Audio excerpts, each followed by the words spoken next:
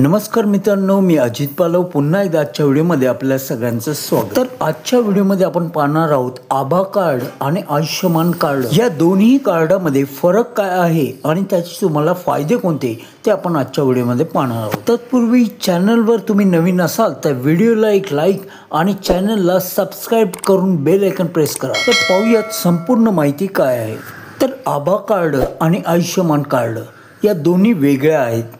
आभा card एक digital आरोग्य ओळखपत्र आहे जे तुमच्या वैद्यकीय नोंदी ऑनलाईन व्यवस्थापित करते।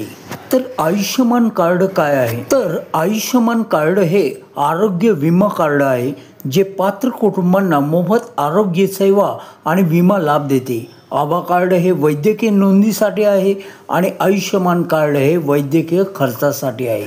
आता आभा कार्डचा मुख्य उद्देश काय आहे तर तुमच्या सर्व वैद्यकीय नोंदी, प्रिस्क्रिप्शन आणि अहवाल एकाच ठिकाणी डिजिटल स्वरूपात साठवणे आणि व्यवस्थापित करणे हा त्यांचा मुख्य उद्देश आहे। आता याचा तुम्हाला फायदा काय आहे तर यामुळे डॉक्टर आणि रुग्णांना आरोग्य माहिती सहजपणे पाहता येते, ज्यामुळे उपचारामध्ये सुलभता येते। म्हणजेच हे कार्ड तुमच्याकडे असेल आणि तुम्ही कोणत्याही आजाराकरता डॉक्टरकडे गेलात तर तुमचे पूर्वीचे जे रिपोर्ट आहेत ते या कार्डमध्ये सेव्ह असतात। आता आयुष्यमान कार्ड आणि त्याचे स्वरूप पाहूया। हे एक आरोग्य विमा कार्ड आहे।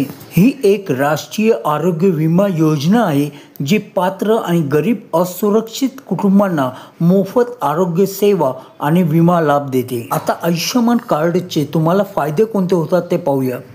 आता या कार्डद्वारे तुम्ही निवडक रुग्णालयामध्ये दुय्यम आणि तृतीयक वैद्यकीय सेवासाठी कॅशलेस उपचार मिळवू शकता। म्हणजे तुमच्या एखाद्या आजारपणामध्ये तुम्ही एखाद्या निवडक हॉस्पिटलमध्ये गेला तर तेथे तुम्हाला कोणत्याही प्रकारचे पैसे न भरता तुमच्या आजारावर उपचार करून घेता येतो। तर आता येथे सोप्या भाषेमध्ये सांगायचं तर आभा कार्ड हे तुमचं वैद्यकीय नोंद ठेवते आणि आयुष्यमान कार्ड हे तुमचा आरोग्य विमा आहे। म्हणजेच या कार्डद्वारे तुम्ही 5 लाखापर्यंत मोफत उपचार घेऊ शकता। तुम्हाला याबाबत काही प्रश्न असतील तर कमेंट करून अवश्य विचारा। पुन्हा भेटू एका नवीन अपडेटसह।